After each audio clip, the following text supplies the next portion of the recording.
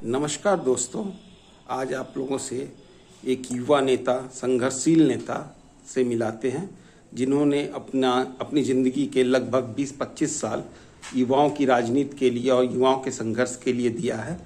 उनके बारे में जानते हैं और साथ ही बिहार में और राष्ट्र में युवाओं की क्या स्थिति है, इस पे उनसे चर्चा करते हैं। थोड़ा सा अपना परिचय दीजिए सर। नमस्कार, मेरा नाम कुमार ज्ञानेंद्र हुआ। युवाओं के हितों के लिए लगभग 2 दशकों से बिहार और राष्ट्रीय स्तर पर हम अपने साथियों के साथ संघर्ष करते आ रहे हैं। चाहे वो राष्ट्रीय युवा आयोग का मुद्दा हो, चाहे वो बेरोजगारी का मुद्दा हो, युवा विकास निगम का मुद्दा हो, हमारा संघर्ष हमारे साथियों के साथ लगभग 2 दशकों का रहा है।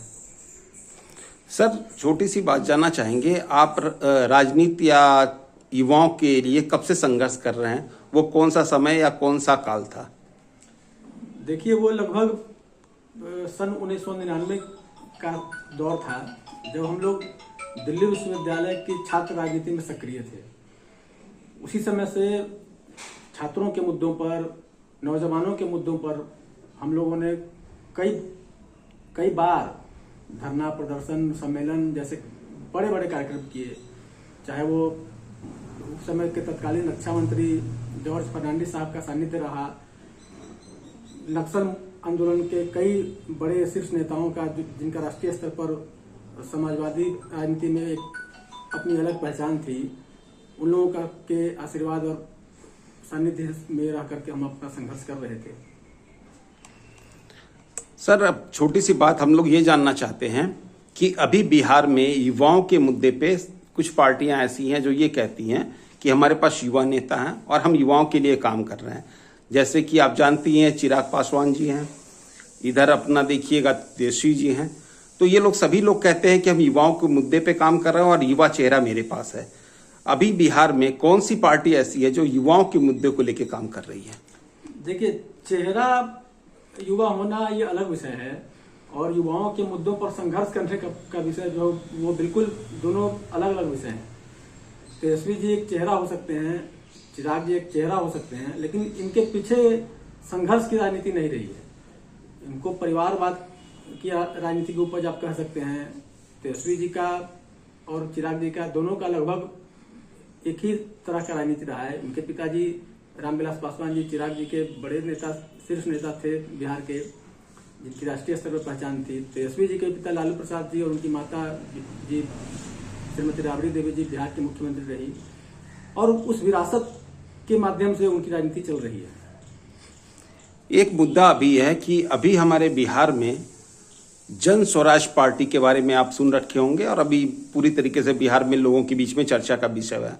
प्रशांत किशोर जी अचानक आते हैं और 2 साल पैदल चलते हैं, बिहार में संघर्ष करते हैं और अपनी एक पार्टी बनाते हैं जन स्वराज, और वो अपने हर भाषण में युवाओं की बात कर रहे हैं। आप उनको किस नजरिए से देखते हैं? देखिए, बिहार में प्रशांत किशोर जी एक नई दुकान खोल करके संघर्ष की राजनीति शुरू की है। प्रशांत किशोर जी का इस देश की बात छोड़िए, बिहार की राजनीति में कोई योगदान नहीं रहा है। खास तौर पर नौजवानों की राजनीति में, नौजवानों के संघर्ष में उनका आप इतिहास भूगोल हमको बता दीजिए। प्रशांत जी खुद बता दें। प्रशांत किशोर जी अभी तो 2014 की राजनीति आप देख लीजिए देश की। उस समय वो नरेंद्र मोदी जी को प्रधानमंत्री बनाने के लिए आतुर थे। फिर 15 में उनका पता नहीं मोदी जी से और अमित शाह जी से किस बात पर मतभेद हुआ। फिर उनकी राजनीति शुरू हो गई कि उन्होंने महागठबंधन बनाया, बिहार में बनवाया और नीतीश जी को मुख्यमंत्री बनवाए। तो प्रशांत जी की राजनीति बस संघर्ष की राजनीति कभी नहीं रही है।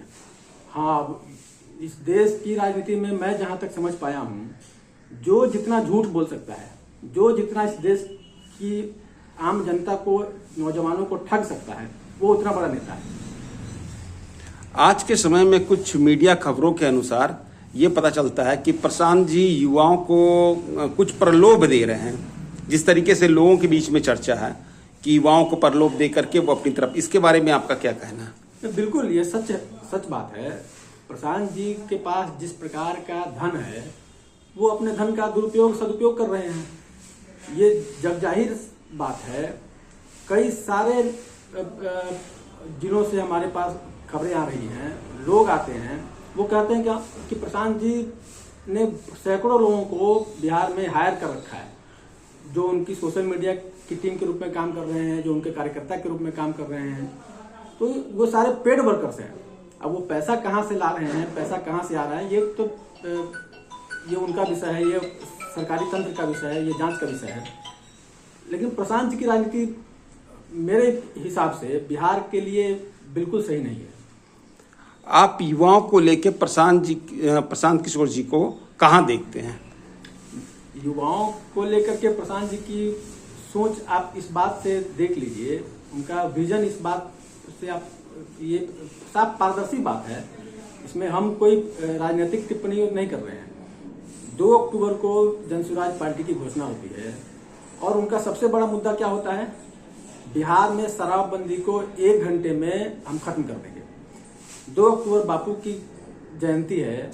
बापू को इस देश, भारत की बात छोड़िए, विदेश में भी वो पूजनीय हैं, उनकी विचारधारा से लोग प्रभावित हैं, करोड़ों लोग उनके फॉलोअर्स हैं। बापू इस देश की आत्मा में है। बापू ने शराबबंदी की भर्त्सना की, शराबबंदी को बिल्कुल गलत बताया और प्रशांत जी उनकी जयंती पर बिहार में शराबबंदी को हटाने की घोषणा करते हैं कि जब हमारी सरकार बनेगी, जब जनसुराज पार्टी की सरकार बनेगी तो 1 घंटे में हम शराबबंदी बंद कर देंगे। तो ये आप समझिए कि लाखों परिवार इस बिहार में और देश स्तर पर शराब और नशे की लत से बर्बाद हो गए और प्रशांत किशोर जी शराब को फिर से गांव-गांव में पंचायत स्तर पर शुरू करने की बात कर रहे हैं।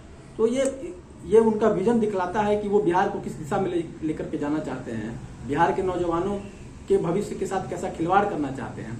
वो सिर्फ सत्ता के भूखे हैं, मेरा ऐसा मानना है, मुझे ऐसा लग रहा है, ये मेरी व्यक्तिगत बात है। तो वो सिर्फ सत्ता के भूखे हैं, उनको सिर्फ सत्ता से मतलब है। ये केन प्रकार जो कहते हैं ना कि उनको सत्ता में आना है, पावर में आना है और पावर का यूटिलाइजेशन करना है।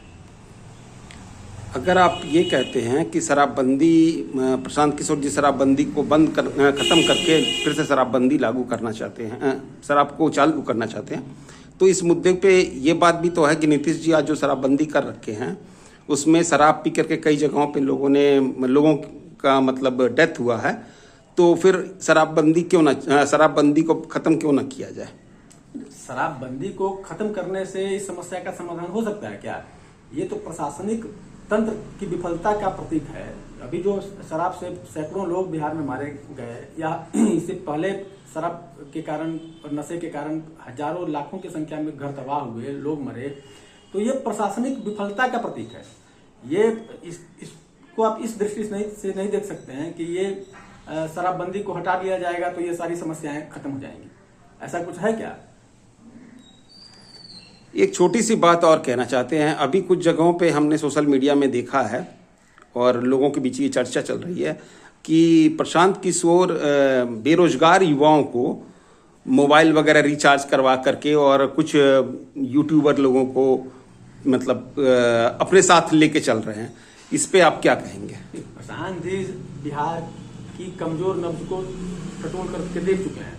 उनको पता है कि बिहार में बेरोजगारी है, उनको पता है कि बिहार में नौजवान जो है वो नशे की लत में से जूझ रहे हैं। तो उनको 2-4 पैसे देंगे तो वो उनके सारे फॉलोअर्स हो जाएंगे। तो इस बात का पुख्ता प्रमाण है कि प्रशांत किशोर जी पेड स्टाफ रखे हुए हैं, युवाओं को बरगला करके उनको पैसा देते हैं और सोशल मीडिया पे अपनी छवि चमकाते हैं। आप एक बात पर गौर कीजिएगा, प्रशांत जी का जो पार्टी है और उस पार्टी का जो चेहरा है वो केवल प्रशांत किशोर जी है। प्रशांत किशोर जी के अलावा दूसरा आपको कोई नेता, किसी नेता का चेहरा आपको उनकी पार्टी में नहीं दिखता है।